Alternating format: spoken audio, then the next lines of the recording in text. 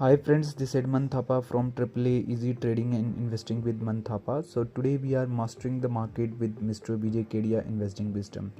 Today we are going to discover the journey of great investor Vijay Kedia, from his early struggle to mastering the stock market, learning his exclusive smile for framework for identifying multi-baggers, the critical role of courage and patience, and why treating investing as a marathon is essential for long term wealth creation.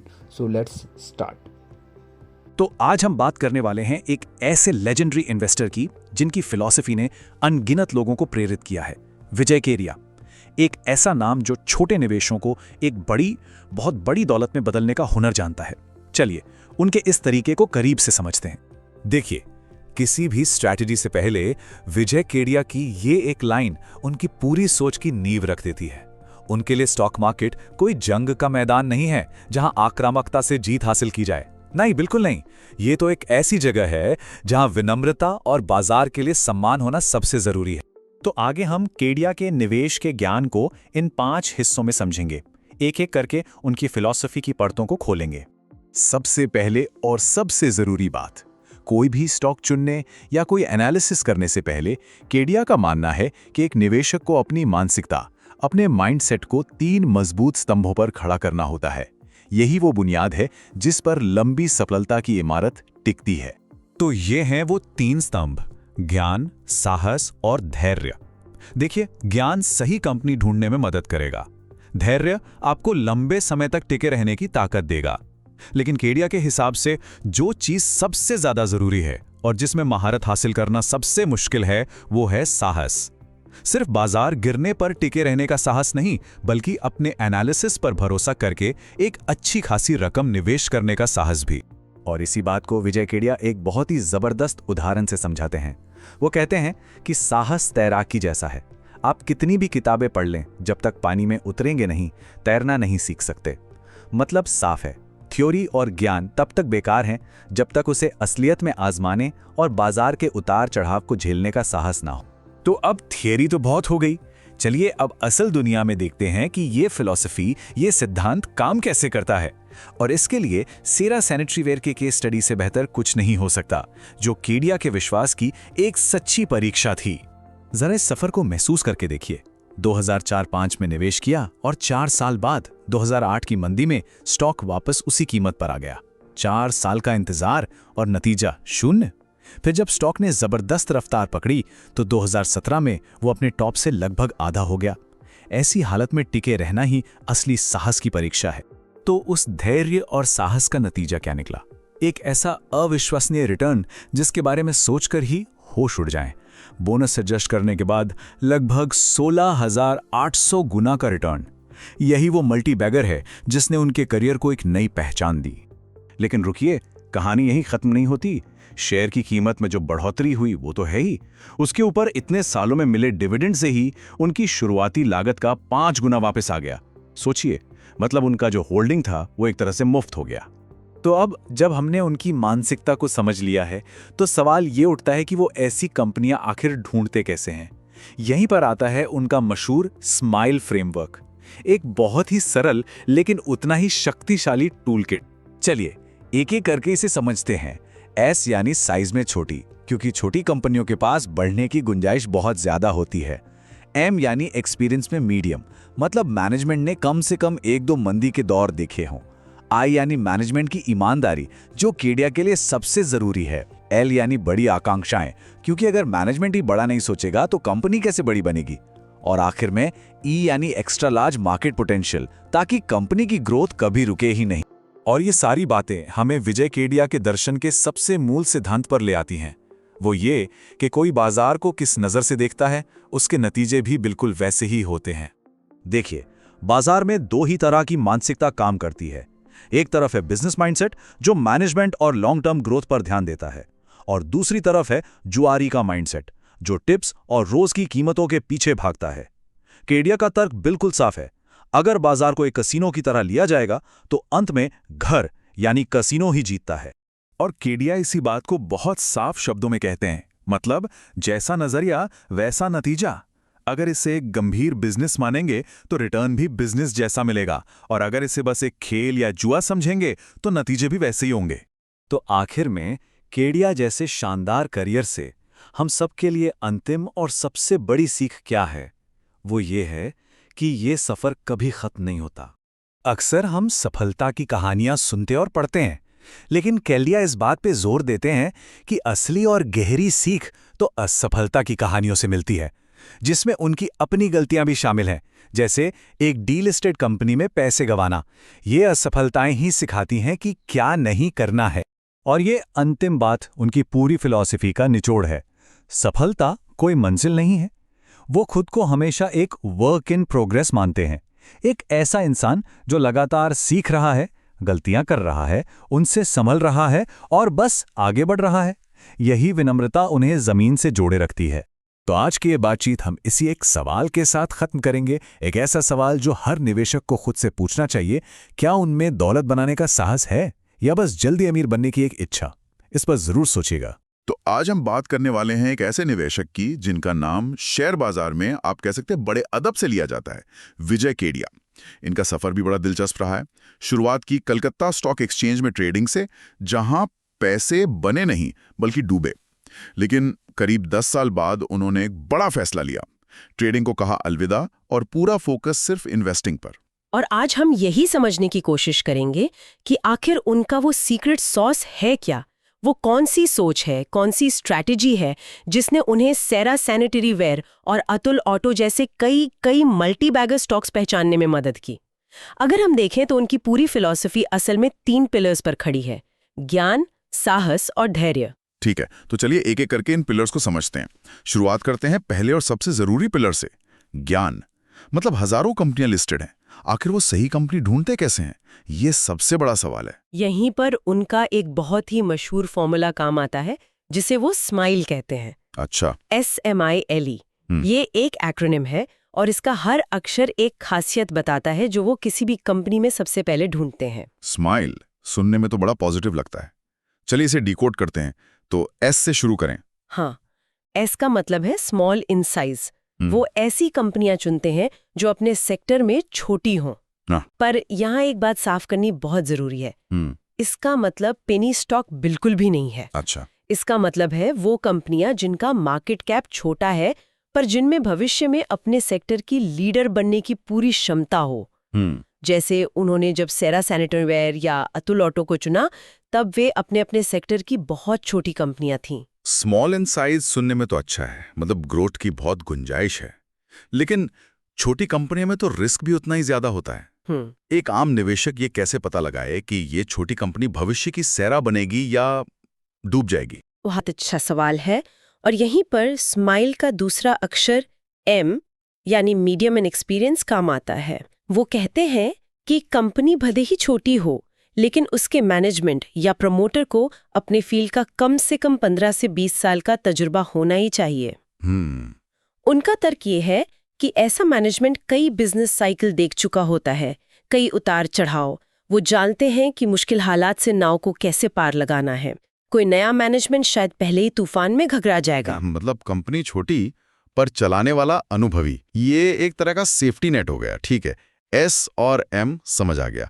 अब L पे आते हैं। L है large in aspiration, यानी promoter की सोच बड़ी होनी चाहिए। उसमें अपनी कंपनी को एक लोकल प्लेयर से नेशनल और फिर ग्लोबल स्टेज पर ले जाने की भूख होनी चाहिए। पर ये तो थोड़ी सब्जेक्टिव बात नहीं है? कोई भी प्रमोटर इंटरव्यू में तो यही कहेगा कि उसकी सोच बहुत बड़ी है, वो दुनिया जीतना चाहता है। केडिया जी असल में इसे परखते कैसे हैं? क्या वो प्रमोटर के पिछले एक्शन को ट्रैक करते हैं? बिल्कुल, ये सिर्फ कही हुई बातों पर नहीं बल्कि किए हुए कामों पर आधारित होता है। क्या मैनेजमेंट ने अतीत में मुश्किल टारगेट सेट करके उन्हें हासिल किया है? क्या वो लगातार एक्सपेंशन की, नए मार्केट में घुसने की बात करते हैं और उस पर अमल भी करते हैं?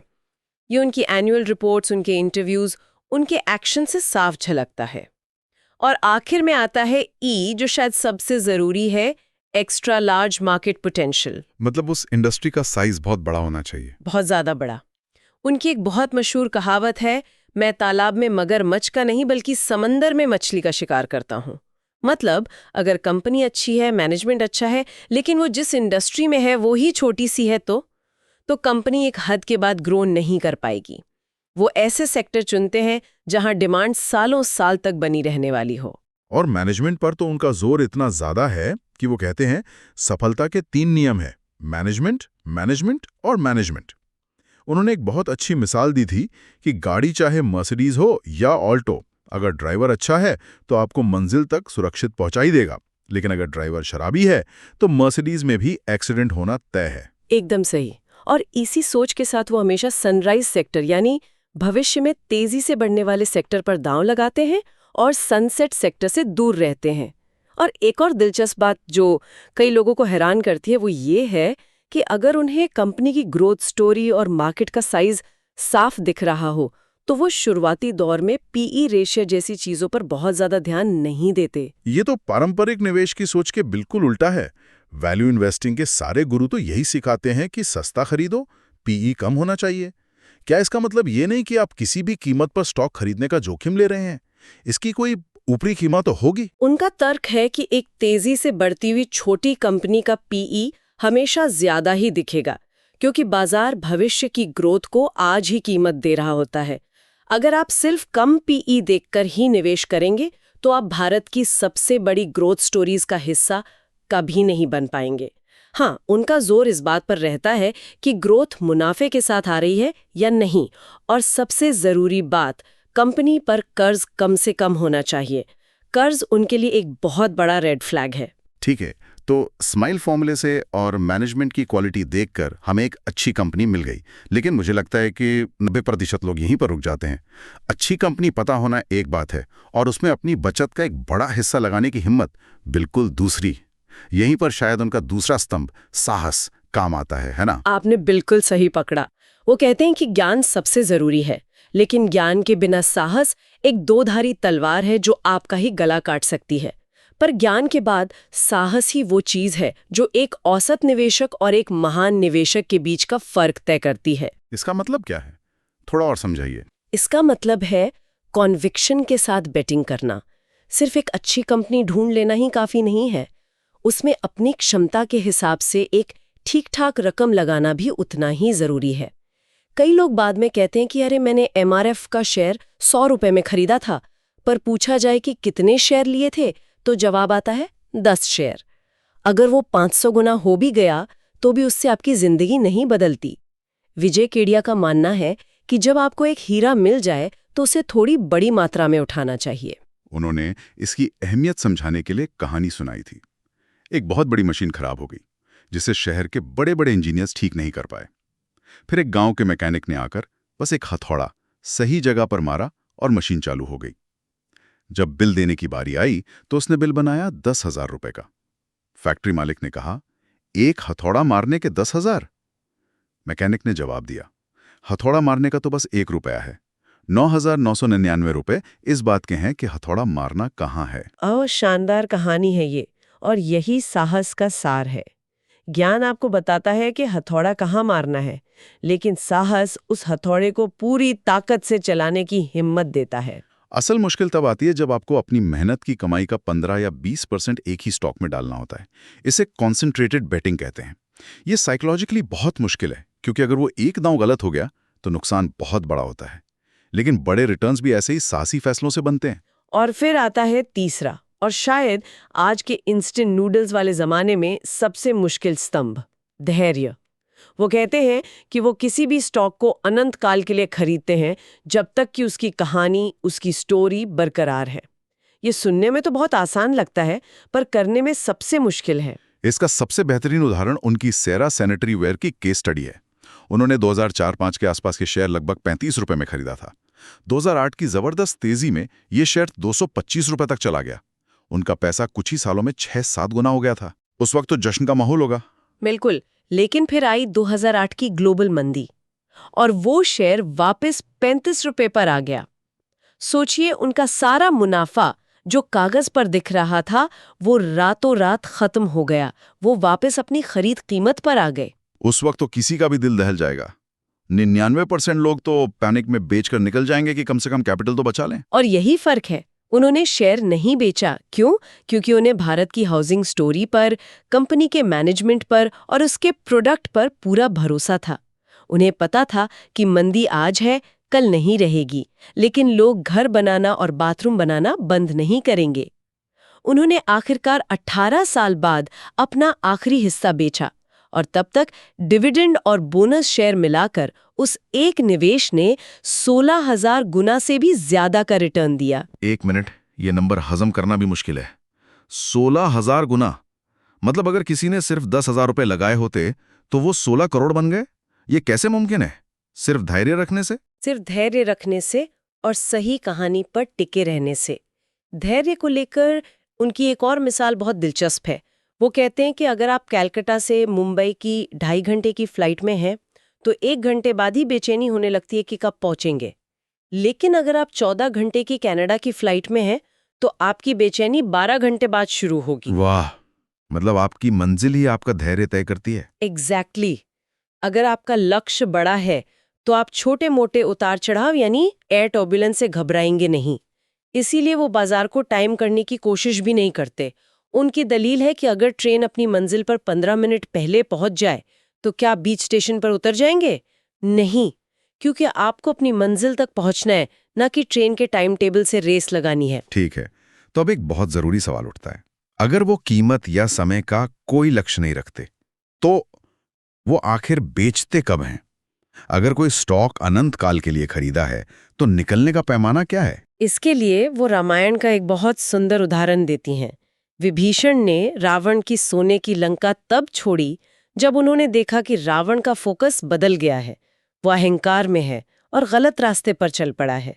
ठीक वैसे ही जब विजय केडिया को लगता है कि कंपनी का मैनेजमेंट अपने मुख्य काम से भटक गया है या कंपनी की स्टोरी में कोई बुनियादी बदलाव आ गया है, तो वो उस निवेश से बाहर निकल जाते हैं, चाहे कीमत कुछ भी हो। प्रॉफिट या लॉस सेकेंडरी है, कहानी का बदलना प्राइमरी कारण है। लेकिन इसका एक अपवाद भी है, जो उन्होंने खुद बताया। उन्होंने अतुल ऑटो का शेयर इसलिए बेचा था क्योंकि उसका वैल्यूएशन बहुत ज्यादा हो गया था। उसका पीई रेशियो 45 तक पहुंच गया था, जबकि बजाज ऑटो जैसी उससे कहीं बड़ी और स्थापित कंपनी का पीई 22-25 के आसपास था। तो यहां तो उन्होंने कहानी बदलने का इंतजार नहीं किया, बल्कि बहुत ज्यादा वैल्यूएशन पर निकलने का फैसला किया। ये उनकी अनंतकाल वाली फिलॉसफी से थोड़ा अलग नहीं लगता? ये एक बहुत जरूरी न्यूएंस है। इसका मतलब है कि वो सिद्धांतों को लेकर कट्टर नहीं है, बल्कि हालात के हिसाब से फैसले लेते हैं। अगर किसी कंपनी का वैल्यूएशन इतना ज्यादा हो जाए कि वो किसी भी तर्क से परे लगने लगे, मतलब बाजार उसे भविष्य की 20-30 साल की ग्रोथ आज ही दे रहा हो, तो वहां थोड़ा प्रॉफिट बुक करना समझदारी है। ये उनके अनुभव का नतीजा है। तो कुल मिलाकर विजय केडिया की रणनीति को देखें तो ये 3 चीजों का एक शक्तिशाली मिश्रण है। स्माइल फॉर्मूले से सही मौके की पहचान करना, फिर उसमें बड़ी रकम लगाने का साहस दिखाना और आखिर में कंपनी की कहानी के साथ सालों साल बने रहने का अटूट धैर्य रखना। और इन सब के ऊपर उनकी एक कोर फिलॉसफी है।